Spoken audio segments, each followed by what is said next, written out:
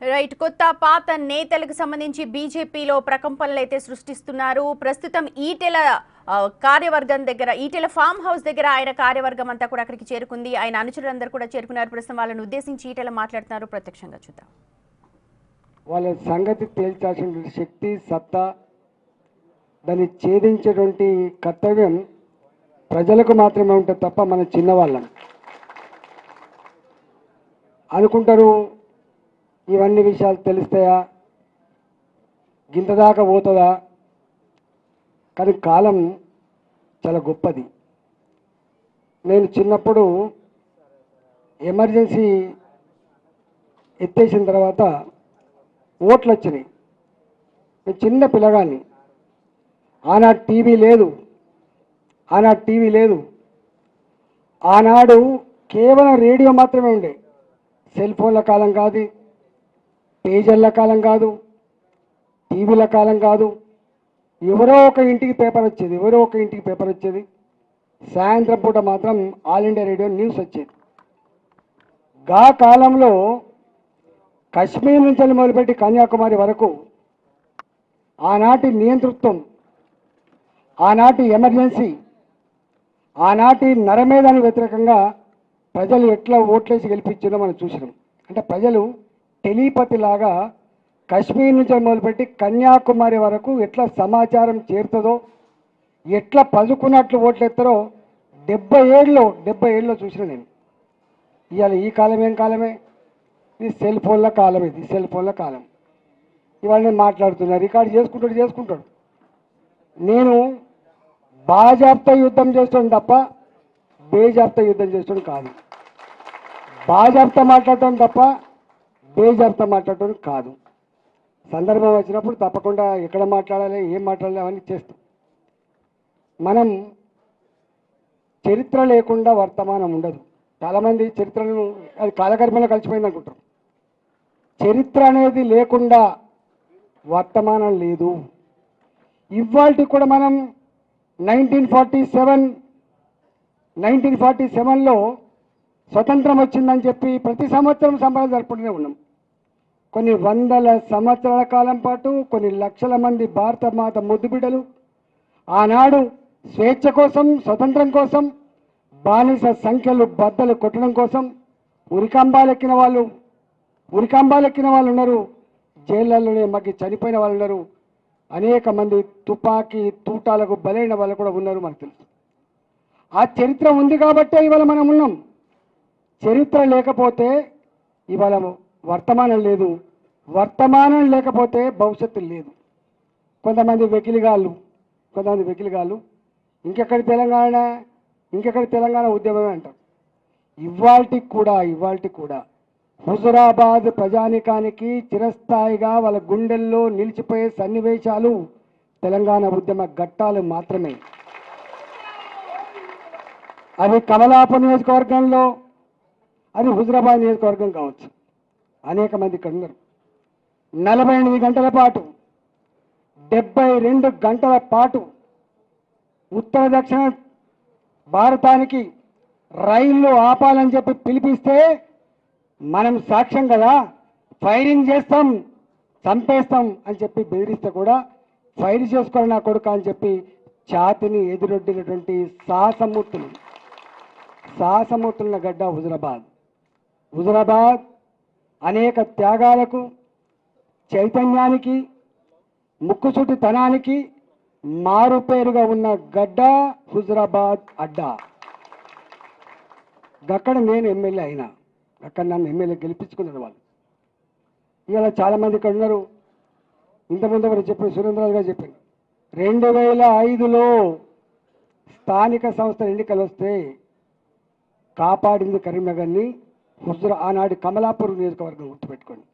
చాలామంది సద్దులు కట్టుకొని అనేక దిక్కుల ప్రచారానికి పోయినాం కరీంనగర్లో. ఇదే 2006లో కేసీఆర్ గారికి ఎన్నికలు వస్తే మళ్ళీ గదే హుజురాబాద్ పోయి కొట్లాడిండు. ఇవాళ ఒక్కటి కాదు, రెండు కాదు, తెలంగాణ వ్యాప్తంగా ఎక్కడ సాహసోపేతమైన ఉద్యమాలు జరిగినా ఆ సాహసోపేతమైన ఉద్యమాలలో పాల్గొన్న బిడ్డలు హుజురాబాద్ బిడ్డలు. ఇవాళ మానుకోట మానుకోట ఇవాళ గుర్తు మానుకోట రాళ్లకు మొక్కాలని చెప్పి ఇవాళ కూడా మాట్లాడుకుంటాం. మానుకోట రైల్వే స్టేషన్లో చెందిన రక్తం సాక్షిగా అనేక మంది ఉన్నారు. గా మానుకోటలో ఒక 200 మందో 300 మందో ఉద్యమానికి బయలుదేరితే అలా 150 మంది హుజరాబాద్ బిడ్డలు ఉన్నమాట వాస్తవం. సాయంత్రం పూట నేనే మాట్లాడినా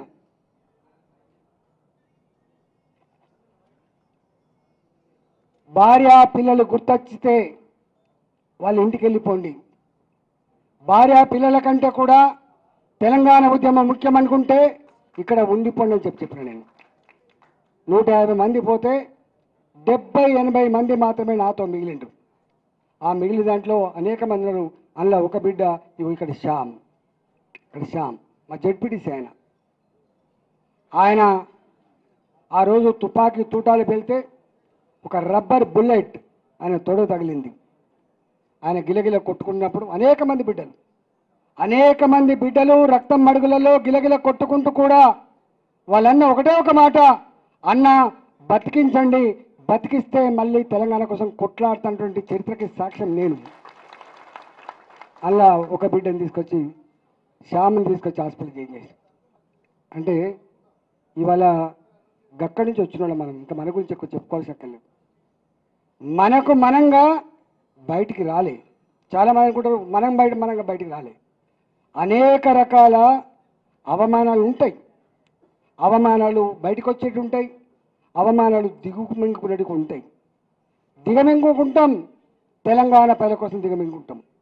చాలామంది తెలియదు, పదవుల కోసం పెదవులు మూసేవాడే అయితే ఇవాళ 2 సార్లు మంత్రి పదవి అనుభవించిన నేను ఆర్థిక మంత్రిగా ఉండంగా కూడా ఆనాడు మున్సిపల్ కార్మికులు సమ్మె చేస్తే ఆనాడు ముఖ్యమంత్రి కేసీఆర్ 1700 మంది కార్మికులని ఒక కలంపోటుతో తీసేసినాడు.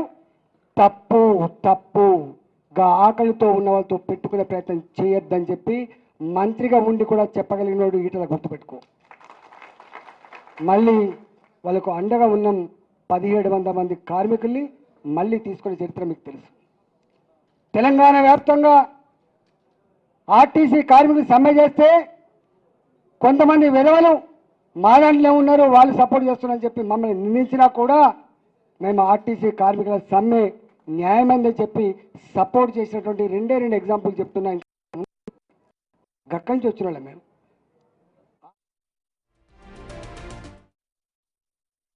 ఈ ప్రభుత్వం ఈ ముఖ్యమంత్రితో కొట్లాడుతున్న పనికి పోద్దని, ముఖ్యమంత్రితో కొట్లాడడం శ్రేయస్కరం కాదని తెలియదు నాకు, కానీ చేస్తాం.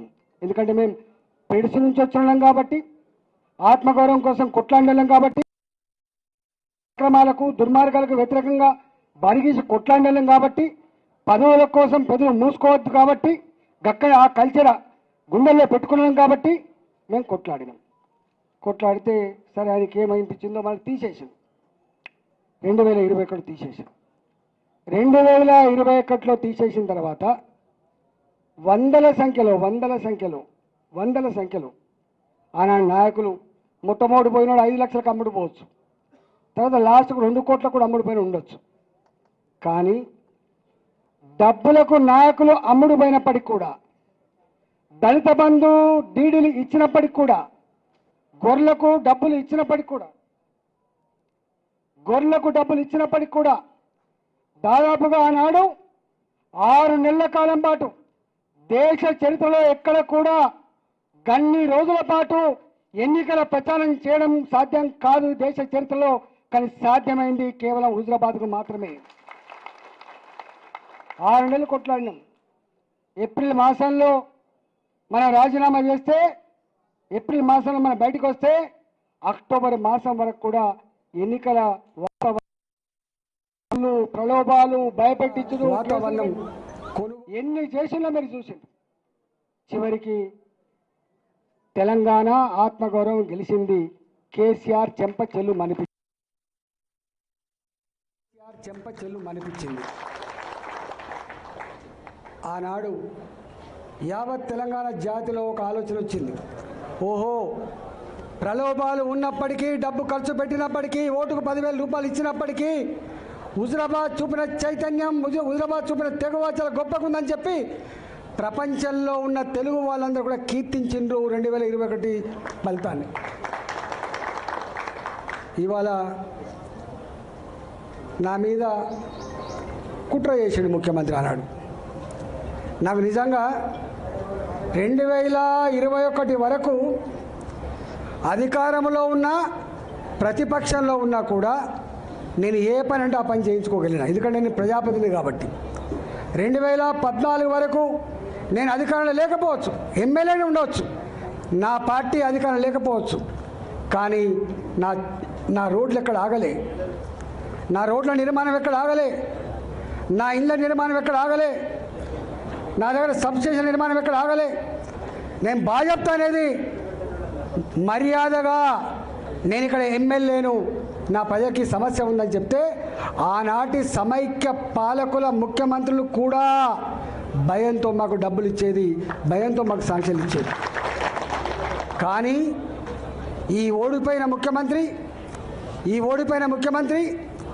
మొత్తం చరిత్రను తిరగరాసే పద్ధతిలో, ప్రజలు అసహించుకునే పద్ధతిలో, ఎమ్మెల్యే గారికి ఉండే ప్రోటోకాల్ కూడా లేకుండా చేసి, ఎమ్మెల్యే గారు చేయాల్సిన కనీస కర్తవ్యం కూడా చేయకుండా చేసి, ఇవాళ దొంగదారిన దొడిదారిన ఒక పదవి కట్టబెట్టి వాడికి అన్ని రకాల హక్కులు ఇచ్చి ప్రోటోకాల్స్ ఇచ్చి నన్ను ఇబ్బంది పెట్టే ప్రయత్నం చేసిండు. అయినా నేను అనుకున్న ప్రజలు గొప్ప వాళ్ళని. ఆ 2.5 సంవత్సరాలు ఎంత నరకం అనుభవించినో మీరు చూసింది.